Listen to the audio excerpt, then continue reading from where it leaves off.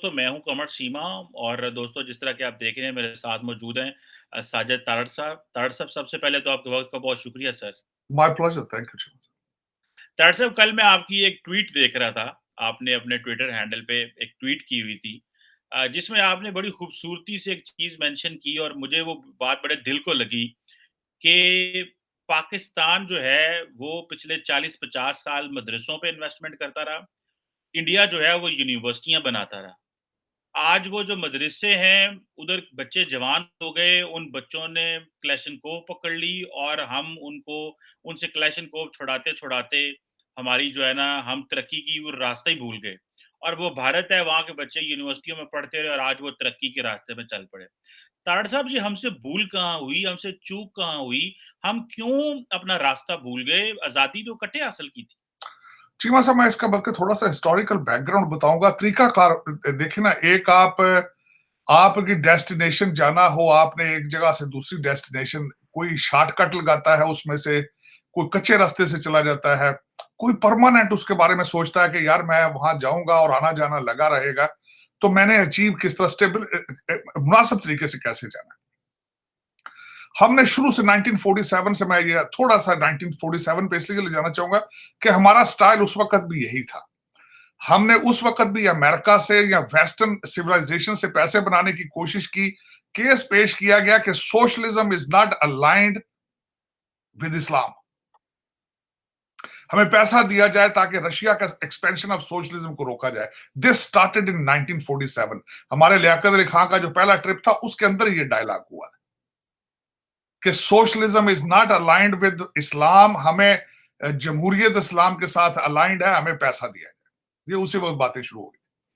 Golden opportunity आई जब जब हमारे सबसे ज्यादा पाकिस्तान के फैब्रिक को नुकसान पहुंचाया जियाउल हक साहब, जब उन्होंने इस्लाम को इनडायरेक्टली नौज बिल्ला बेचा, ऑलमोस्ट जिहाद की फैक्ट्रियां बनाई सिर्फ और सिर्फ to accommodate American in Afghanistan. और उसके बाद वो जो डॉलर कंटेनरों में आते रहे हैं, आज तक हमें उनके ख्वाब नजर आ रहे हैं। एक तो उसने हमारे मुल्क का सत्यानाश किया, रंग बिरंगे किस्म का इस्लाम इन्होंने पेश किया। हर चौक, हर बड़े बाजार के अंदर धमाके हुए, तबाही फेर दी उन्होंने, तबाही फेर दी। उसका रिएक्शन, अब जिनको आप अफगान महाजरीन कहते हैं, वो आपके कंट्री पर जबरदस्ती मुसल्लत हैं, आपकी मर्जी से नहीं आए वो, ना वो जाते हैं वापस। मेजॉरिटी के पास शनाख्ती कार्ड है। दे आर, वो किसी वक्त भी वो पैसा लेकर आपके ऊपर जो है वो हमले करते हैं, क्योंकि उनका कारोबार है जंग। अगर आप अफगानिस्तान का देखें तो guerrilla war is part of their DNA. वो सदियों से खैबर पास के ऊपर पहाड़ों से नीचे उतरकर हमले करके और वो ऊपर चले जाते थे। फिर उन्होंने देखा कि यहाँ तो सर्दी बहुत है, तो वो सर्दियों में इंडिया आना शुरू हो गए। उन्होंने फिर हमले करने शुरू कर दिए। फिर उन्होंने यहाँ मुगलों की शेप इख्तियार की, यहाँ पे तो वो सारा सिलसिला हुआ। लेकिन दे आर, जो लड़ाई झगड़ा ट्रबल जो है उनके डीएनए का हिस्सा है। आपको ये शक हो ना कि मुहाजिरीन आप पाल रहे हैं, वो आप उनमें से भी यूएस एड के डॉलर बनाते हैं, आपको ये फायदा जरूर है, लेकिन ना वो जाएंगे ना जाते हैं, ना जाएंगे वो ना आपकी मर्जी से आए हैं, ना आपकी मर्जी से जाएंगे वापस, बल्कि वो नॉन स्टॉप थ्रेट है आपके लिए। अब मैं उस पर, अच्छा, आपने उस पर भी डॉलर बनाए, बिल्कुल खुला के डॉलर बनाए, और आज तक आपके वो ख्वाबों में आते हैं कि दोबारा वो पेटियां आए डॉलरों की। वो नहीं आ रही हैं अब, क्योंकि अब वो आसपास आपके कई और दूसरे ममालिक उनको एंटरटेन करते हैं, कई और मकासद हैं, चेंज होते हैं। लेकिन अच्छा, दूसरा उसमें एक और बात बताना चाहूंगा कि मैं ये नहीं कहूंगा कि सिर्फ जियाउल हक साहब ने मदरसे बना के छोड़ दिए। अब हमारे जो कई पढ़े लिखे बाबू हैं, जो ऑक्सफोर्ड के हैं, जो खूबसूरत तरीन हैं, उन्होंने भी जिहाद की ट्रेनिंग शुरू कर दी। उन्होंने भी मौलवियों का जो है वो जो मदरसों का कॉन्सेप्ट है हाईजैक करके वो बार बार कौम को कहते हैं कि जिहाद, ये सियासत नहीं, जिहाद है। अब ये आप अंदाजा लगा लें कि आप उस, वो जो ऐसा आपको टीका लगा डॉलरों का, आप उस मोड से बाहर ही नहीं आ रहे हैं। आप वो इस तरीके से दहशत गर्दी दुनिया में आपने बेची और इतना पैसा बनाया आपने कि that has become part of your कारोबार। वो आप चाहते हैं, आप तालीम की तरफ तवज्जो नहीं है आपकी, आपकी तरक्की चाहते ही नहीं है आप तरक्की नहीं। मैं ये आपको गारंटी से कह देता हूं, देखें, हमेशा मीडिया और सियासतदान वही चीज बेचता है जो कौम खरीदना चाहती है। देखिए ना, अखबार, खबर, न्यूज, अगर सिर्फ वही वो दिखाएंगे जो लोग देखना चाहते हैं। इस वक्त इमरान खान साहब की आपकी जो वीडियोस लीक हो रही हैं उसमें वो क्या कह रहे हैं कि मैं वही चूरन बेचूंगा, ये हर हरबा इस्तेमाल करूंगा, वही चूरन बेचूंगा जो बिकेगा बाहर। बल्कि वो कह रहे हैं जिहाद है, मेरे मेरे जुलूस जलसे में आना जिहाद है ये। नौज बिल्ला उन्होंने फरमाया था कि उमरा हज पे ना जाओ, आप पीटीआई के लिए काम करो। नौज बिल्ला, आप उनके स्टेज के ऊपर एक खातून ने कहा था ये 21वीं सदी का पैगंबर है। तो देखे ना, वो आप उस जिहाद, उस मोड से जो जियाउल हक ने आपके दिमाग के अंदर जो सीड एक बीज लगाया था, आज वो पक के फसल 25 करोड़ लोगों के सामने तैयार आपके फिर रही लौंडे लपाड़े। मैं अब आगे चलता हूं थोड़ा सा कि आप यहां पे ये कर रहे हैं। तो जो मैंने उस वक्त ट्वीट की थी कि राजीव गांधी के बारे में लोगों का इंडिया भारत के अंदर कुछ डबल कंफ्यूजन है, शायद आजकल कांग्रेस की हेट्रेड की वजह से। वो कहते हैं कि उसने ये सारे अदारे नहीं बनाए थे या चीजें की थी, लेकिन जिसने भी बनाए, इस वक्त इंडियन इंस्टीट्यूट ऑफ जो इंफॉर्मेशन टेक्नोलॉजी है, 26 ब्रांचें हैं उनकी, 26। और आज आपको मैं बताना चाहता हूं अमेरिका के अंदर सबसे बड़ा इंस्टीट्यूट है एमआईटी। एमआईटी में दाखिला मिलना आसान है, institute of information technology of India में दाखिला मिलना मुश्किल। आज मैं बल्कि मुसलसल रिसर्च इस चीज पे करता रहता हूं। अमेरिका के अंदर फॉर्चून 500 कंपनीज के 60 सीईओ जो है वो भारतीय। ये उसका रिजल्ट है, ये उसका फ्रूट है जो इंस्टीट्यूट ऑफ इंफॉर्मेशन टेक्नोलॉजी उन्होंने बनाया था।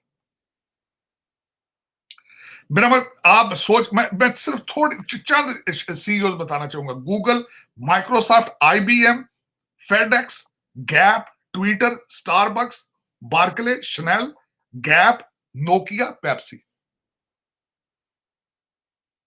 और अब मैं दूसरी तरफ चलना चाहूंगा। मैं यहां पर यह जरूर बताना चाहूंगा, मेरी पाकिस्तान के साथ कोई पॉलिटिकल मेरी कोई एफिलिएशन नहीं है। मैं पाकिस्तान सिर्फ इसलिए मैं क्रिटिसाइज करता हूं, मेरा दुख है, कुरब है मेरे अपने मादरे मिल्लत के लिए। अब मैं ये बताना चाहूंगा आपको, असल तस्वीर आपकी दिखाना चाहूंगा। पाकिस्तान के अंदर एक भी इंग्लिश न्यूज चैनल नहीं है,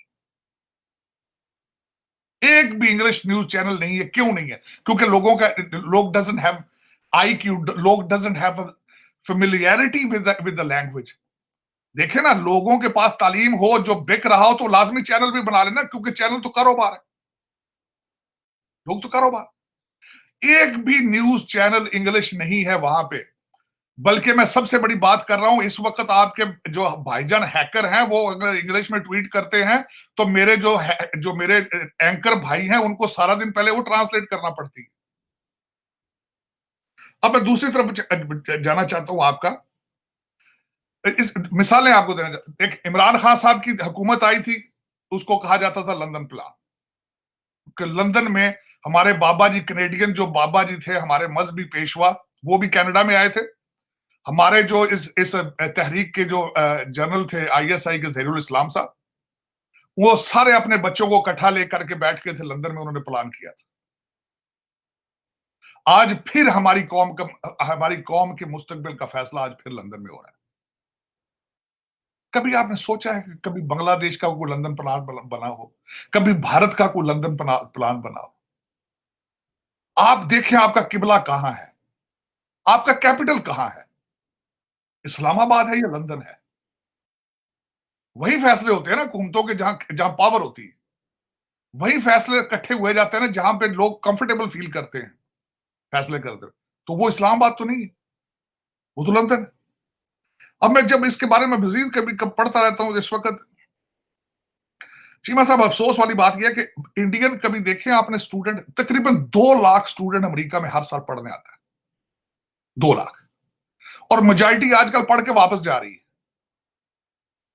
और दूसरा उसमें बताना चाहूंगा कि हमारे पाकिस्तानी आते हैं, वो किस तरह आते हैं? कभी सोचा, कभी किसी गवर्नमेंट लेवल पर इन्होंने कभी सोचा कि पाकिस्तानी अमेरिका, यूरोप किस तरह जा रहे हैं? कितनी परसेंटेज है उनमें से जो वीजों से आती है? उनमें से कितनी परसेंटेज है जो बॉर्डर क्रॉस करके पैदल चल के आती है? उनका तालीम का लेवल क्या है? वो पाकिस्तान को किस तरह सर्व कर पाएंगे फ्यूचर में?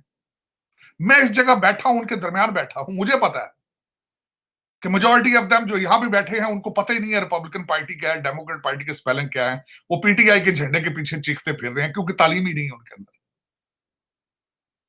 उनकी बेसिक है। जो मैं समझता हूं इस वक्त जो बाहर निकल काफी अरसे से देखा जाता था, ਉਹ ਕਹਿੰਦੇ ਨੇ ਵਾ ਯਾਰ ਇਹਨੇ ਤੇ ਹਾਈ ਸਕੂਲ ਕਰ ਲਿਆ, ਇਹਨੂੰ ਕਲਰਕ ਕਰਾ ਦਿਓ, ਇਹ ਵਿਹਲਾ ਲਾ ਫਿਰਦਾ ਮੱਝਾਂ ਨੂੰ ਪੱਠੇ ਪਾਉਂਦਾ, ਇਹਨੂੰ ਅਮਰੀਕਾ ਭੇਜ ਦਿਓ ਯਾਰ।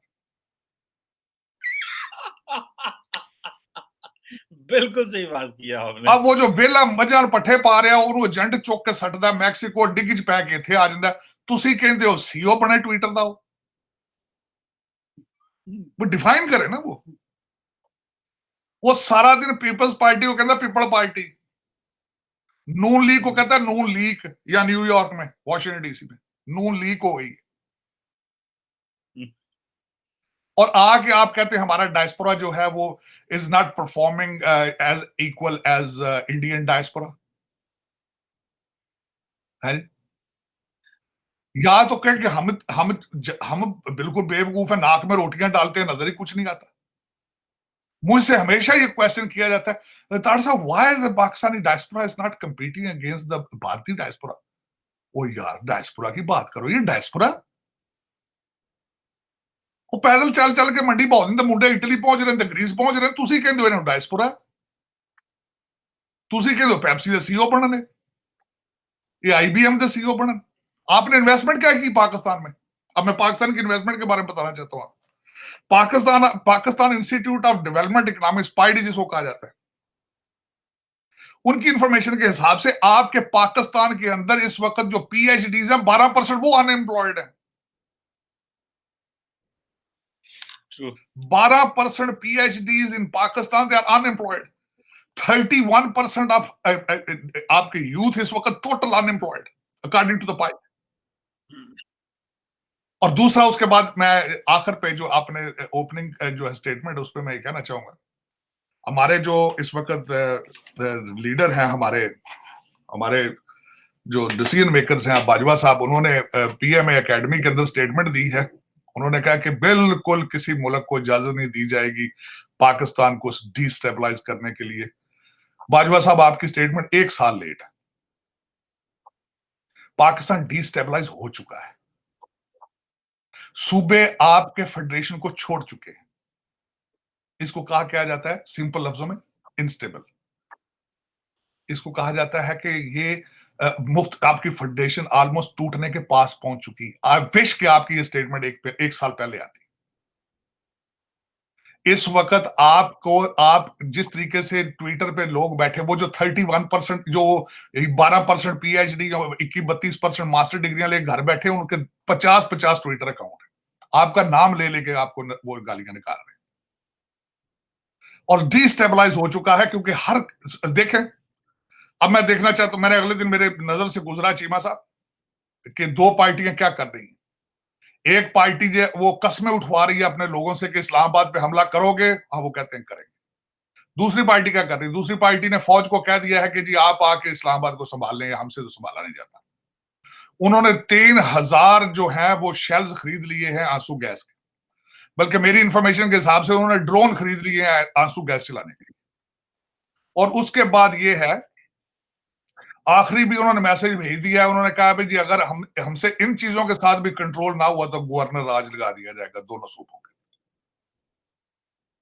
तो आपकी ये डेफिनेशन कहां स्टैंड करती है? आप कहते हैं जी हम डिस्टेबलाइज नहीं होने देंगे। कि एक पार्टी जिसको सिग्नल आपने भेजा है कि आप जी इदारों का एहतराम करें, वो तो ओथ ले रही है हिटलर स्टाइल का कि भाई मारोगे निकलोगे। दूसरी पार्टी कह रही है इधर आओगे, उन्होंने 3000 शेल लेके खड़े हैं। आप डिफाइन तो करें कि डिस्टेबलाइजेशन का डेफिनेशन क्या है आपके ख्याल में, क्या इसका स्टैंडर्ड क्या है? What are the standards? आप डिफाइन करेंगे डिस्टेबलाइजेशन को किस तरह आप डिफाइन करते हैं? सूबे मुख्तलिफ डायरेक्शनों पे चल रहे हैं। मैं फेडरेशन की बात करता हूं, सदर पाकिस्तान ने असेंबली के अंदर स्पीच की है, सदर पाकिस्तान में, आरफ अलवी नहीं कहूंगा, सिर्फ 12 एमएलए 13 बैठे हुए थे उसके सामने। आपने कहा कि आपने कहा है पाकिस्तानियों से इस जमहूरी अदारे की रिस्पेक्ट करें, तो 13 एमएलए बैठे हुए थे रिस्पेक्ट में उसमें सदर पाकिस्तान। और ताड़ सर्विसेज चीफ भी नहीं आई है पाकिस्तान की हिस्ट्री में। सदर Pakistan commander in chief armed forces है और तीनों सर्विसेज चीफ चारों वहां पे नहीं थे। वही तो मैं कह रहा हूं ना, मैं खुद परेशान हूं आज की खबर इस बात से कि पीएमए एकेडमी में बाजवा साहब ने कहा है कि हम डिस्टेबलाइज पाकिस्तान को नहीं होने देंगे। ये स्टेबलाइज्ड है ये कंट्री? ये स्टेबलाइज है। जिस वक्त वो सदर पाकिस्तान स्पीच कर रहे थे, उस वक्त शहबाज शरीफ साहब अपनी प्रेस कॉन्फ्रेंस कर रहे थे, अमीरुल मोमिनीन अपनी प्रेस कॉन्फ्रेंस कर रहे थे, और जो हमारे वजीर दफा है वो असेंबली की लॉबी में खड़े होकर गालियां दे रहे थे। तो बाजवा साहब, ये मेरा, आप इसको स्टेबल पाकिस्तान कह रहे हैं? ये स्टेबल पाकिस्तान के स्पेलिंग चेक कराएं बाजवा साहब आप। मैं बड़ा बड़ा दुख के साथ ये कह रहा हूं सारा कुछ। और दूसरा, मैं इससे आगे चलना चाहता हूं, मैं थोड़ा सा इस पे दिखाना चाहूंगा कि वो चलो आईटी, इंफॉर्मेशन टेक्नोलॉजी, एजुकेशन की अलग बात है, लेकिन आपके पड़ोस में मोदी जी ने क्या नई अनाउंसमेंट की पिछले दिनों में? उन्होंने जो गाती शक्ति उन्होंने प्रोग्राम इंट्रोड्यूस कराया है, वो प्रोग्राम क्या है? 1.2 ट्रिलियन डॉलर का बिजनेस, वो कहते हैं जी, वो एक प्रोजेक्ट उन्होंने शुरू किया है जिसमें 16 मिनिस्ट्रियों को वो एक पोर्टल पे ले जाएंगे, 16 मिनिस्ट्रियों को। और टारगेट उसका क्या है? चाइना से सारी इन्वेस्टमेंट को ले, मैन्युफैक्चर और इन्वेस्टमेंट और जो लोग हैं उन सबको लेकर भारत में आना। 1.2 ट्रिलियन डॉलर का प्रोजेक्ट है, 1.2 ट्रिलियन। और उसके बारे में आप इन सारी चीजों के लिए तैयार हैं? आप इन सारी चीजों के लिए तैयार हैं मेरा किसी तरीके से? और जो उनकी आगे दुनिया में लीडरशिप आ रही है, सिक्योरिटी काउंसिल की लीडरशिप और G20 की लीडरशिप, इकोनॉमिक स्टेबिलिटी के अलावा पॉलिटिकल स्टेबिलिटी और लीडरशिप एबिलिटीज, आप हमेशा ये कहते हैं कि ये जी हम ये कर देंगे, वो कर देंगे, तो आप उनके लिए या काउंटर करें तो या उनको कॉपी करें। मेरी जो इंफॉर्मेशन, काउंटर तो आप करने की सलाहियत नहीं रखते आप, लेकिन कॉपी तो करें, कोशिश तो करें। लेकिन उसमें सबसे पहले कोशिश में अगर मुझसे पूछा जाए तो पहला स्टेप क्या होना चाहिए? स्टेबिलिटी। बाकी बाजवा साहब की बात ठीक है, लेकिन स्टेटमेंट 1 साल लेट है। कैचअप किस तरह करना है, ये बाजवा साहब को पता होना चाहिए कि कैचअप किस तरह करना है, हाथ सख्ती से किस तरह चलाना है। हर काम होता है, पाकिस्तान में चिड़िया पर नहीं मारती इनकी मर्जी के बगैर। लेकिन ये देखें, सोचें जरा बैठ के, कोर कमांडर कॉन्फ्रेंस में ये डिस्कस करें, फॉर्मेशन इजलास में डिस्कस करें, क्योंकि ये सारे तीनों के तीनों पार्टियां हमारे एस्टेब्लिशमेंट की पैदावार है। मौजूद आप हैं, इसकी जिम्मेदारी कबूल फरमाएं आप, ताकि आगे चला जा सके, पाकिस्तान को वाकई स्टेबल किया जा सके। और उस स्टेबिलिटी के अंदर सबसे पहले मैं बात बताना चाहता हूं, as a overseas Pakistani, as a businessman, दुनिया पैसा सिर्फ वहां लगाती है जहां लॉ एंड ऑर्डर के हालात बेहतर हो, जहां सुकून हो, जहां मुझे पता हो कि अगर मैं पाकिस्तान में जाके आज $1 लाख लगाता हूं, वहां का थाना जो थाना है, पुलिस स्टेशन, मेरे साथ जस्टिस करेगा, वहां की अदालतें मेरे साथ जस्टिस करेंगी। मैं और मेरे बच्चे और मेरा $1 लाख की सिक्योरिटी होनी चाहिए, मैं वहां जाके पैसा लगाऊं।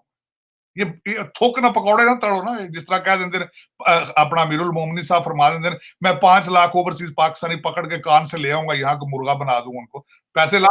और वो टीटीपी खैबर पख्तूनख्वा में बंदे अगवा कर रही है, और वो खैबर पख्तूनख्वा के बिजनेसमैन अपना बिजनेस पंजाब शिफ्ट कर रहे हैं। हजूर आला, खबर ये है कि सीनियर वजीर को किडनैप कर लिया गया गिलगित बिल्तिस्तान में। सीनियर वजीर सर, टीटीपी स्वात के अंदर चिटें भेज रही है भत्ते के लिए।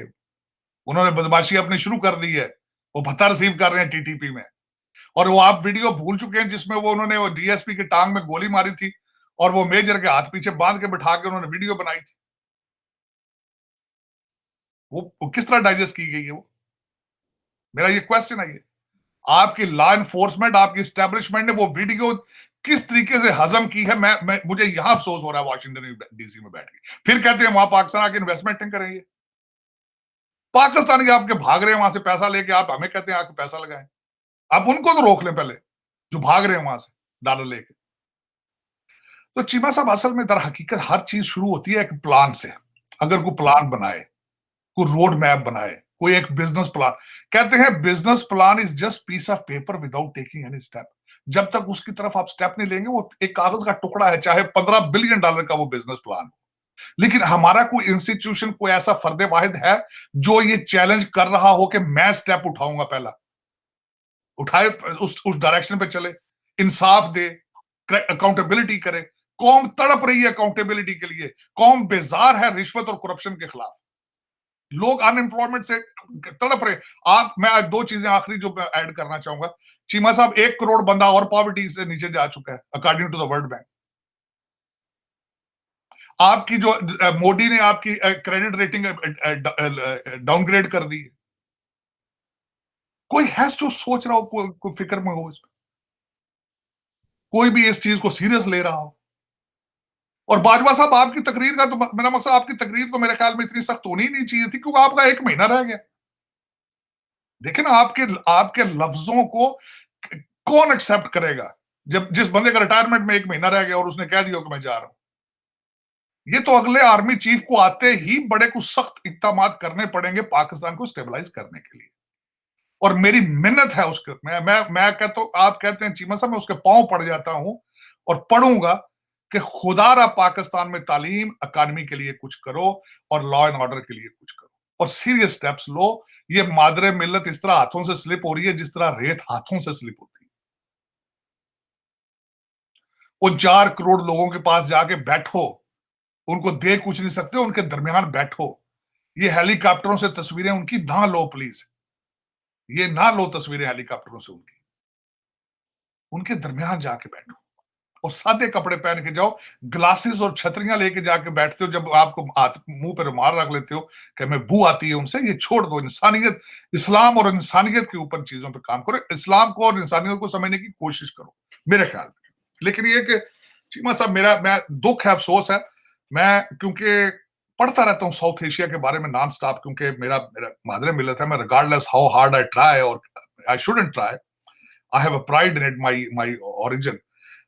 मेरा पाकिस्तान के, मेरे सिस्टम के खिलाफ मेरी एक, आप समझ लें, बगावत है, जो जिस तरीके से उन्होंने 75 साल से लूटा है उस पाकिस्तान को। लेकिन ultimately it's is my country, Pakistan मेरा मुल्क है। मैं उसके सिस्टम के खिलाफ बोलता हूँ, मैं पाकिस्तान के खिलाफ नहीं बोलता, मैं बोल ही नहीं सकता। मेरी शनाख्त है, मैं जो कुछ भी हूँ आज पाकिस्तान की वजह से हूँ। लेकिन उन लोगों के खिलाफ मेरी एक नफरत है जिन्होंने मुसलसल लूटा है, जो डुअल सिटीजन है और जो लंदन में पाकिस्तान के फैसले कर रहे हैं, आज से नहीं कर रहे, मेरे ख्याल में 1947 से कर रहे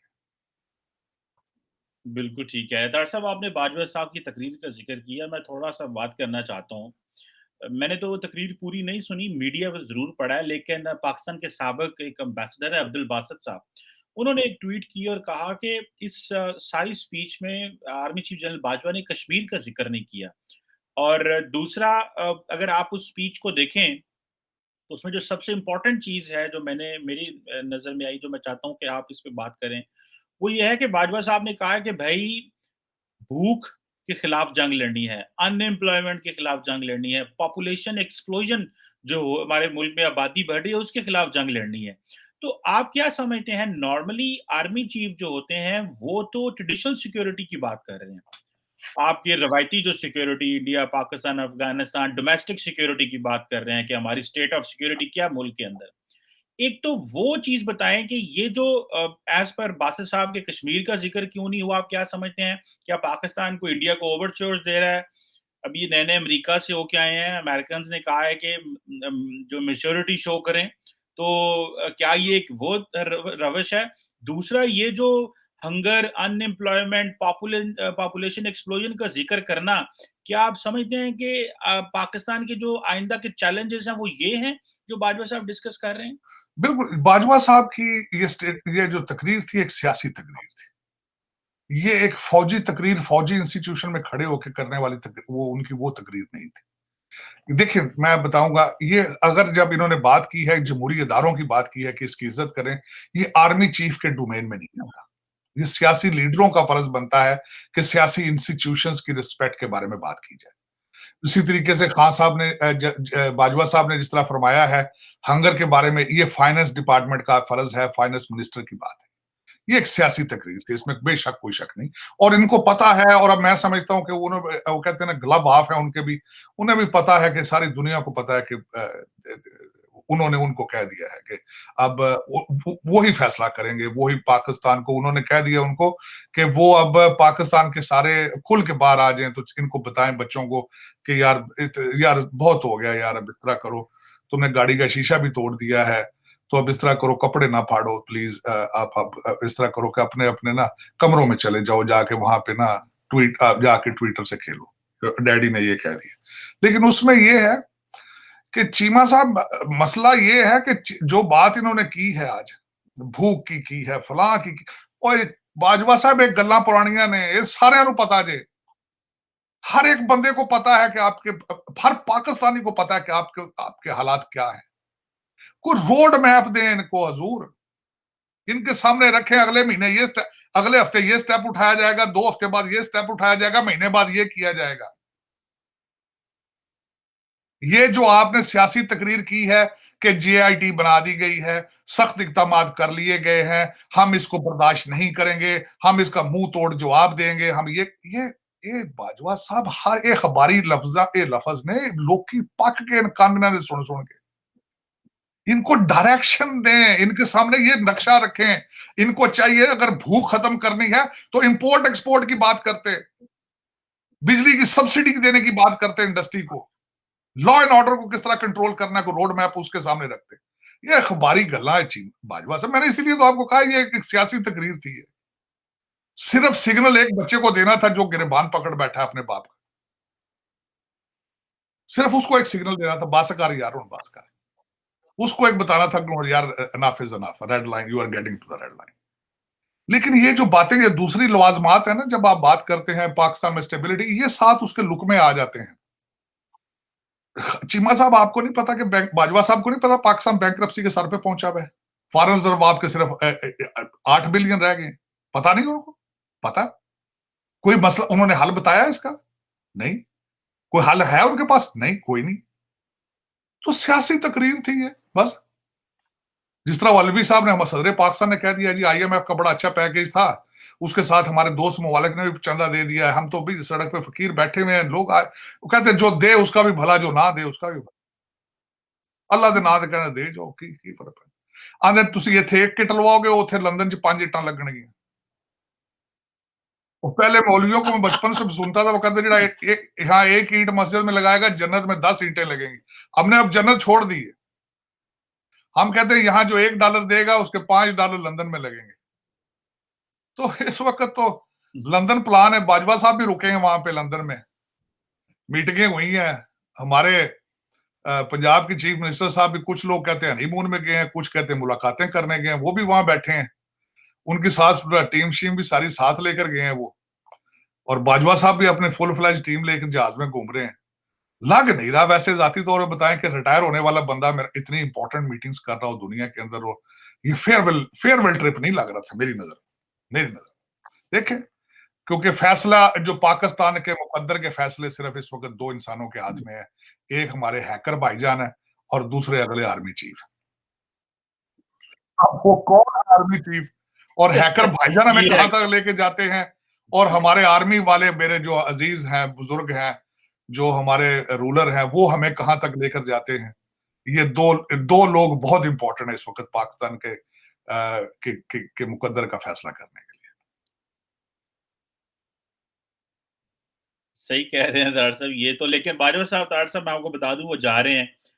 बड़ी अभी रिसेंटली मेरे एक दोस्त मिले थे उनको, बाजवा साहब को, और वो बता रहे थे कि यार ये जो अभी जनरल्स हैं मौजूद हैं, ये तो सारे के सारे जो है ये मेरे स्टूडेंट हैं, तो इनके साथ मैं कैसे काम कर सकता हूँ। तो जारी बात है वो इंप्रेशन दे रहे थे बार बार, तो वो क्योंकि बड़े सारे सवाल हो रहे हैं, और बल्कि मैं तो ख्वाजा आसफ का स्टेटमेंट देख रहा था और मुझे बड़ी हंसी आई जब ख्वाजा आसफ ने स्टेटमेंट दी। उन्होंने कहा कि जो जनरल बाजवा ने बात की है रिटायरमेंट की, तो बहुत अच्छा हुआ उन्होंने क्लियर कर दिया है।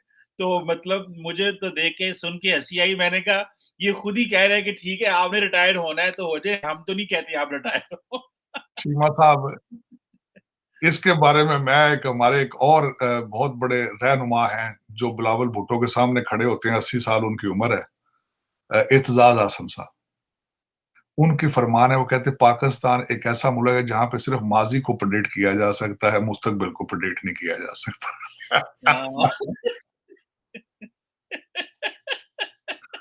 ये बाजवा साहब को जब GHQ से निकले, मैं जब शलवार कमीज में कहीं बाहर देखा तो फिर ये बात कह सकता हूं, उससे पहले नहीं कह सकता, क्योंकि land of is unpredictable land. कुछ भी हो सकता है, कुछ भी हो सकता है कि बाजवा साहब, हो सकता है रात को कोई ख्वाब ऐसा है, सुबह उठें कि नहीं यार मैं वो मुल्क की जरूरत पड़ गई है। वो आपका डॉक्टर है ना, क्या वो नजरिया जरूरत, नजरिया जरूरत किसी वक्त भी जेब से निकाला जा सकता है। क्या ओ नहीं यार, वो इस जेब में था नजरिया जरूरत। अल्लाह पाकिस्तान का हामी और नासर हो तार साहब, और उम्मीद तो ये है कि चीज़ें ट्रैक पे आएँगी। Bilawal Bhutto is on a global trip पे हैं। वो 2 बातें हैं, एक तो पता चल रहा है कि ग्लोबली एंगेजमेंट चला रहे हैं और साथ में अपनी सीवी भी मजबूत कर रहे हैं प्राइम मिनिस्टर बनने के लिए। तो वो भी अमेरिका आपने से ये जो आए हैं, लफ्ज तो वो चीमा साहब, जर्मनी चले आपने आपने आपने लफ्ज एंगेजमेंट इस्तेमाल किया है, मैं उस पे ज्यादा जोर हो गया, क्योंकि बिलावल साहब अभी तक अनमैरिड हैं। ये ना हो कि एंगेजमेंट करा लें कई बार फिरते फिरते।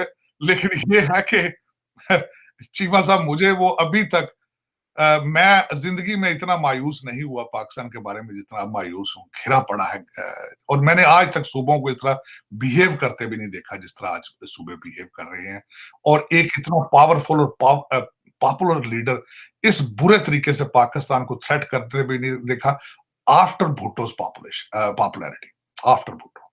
उसके बाद आज तक किसी बंदा इतना पॉपुलर हो और पाकिस्तान के बारे में इस किस्म के अजायम रखता हो, मैंने जिंदगी में ये पहली दफा देखा है, दूसरी दफा।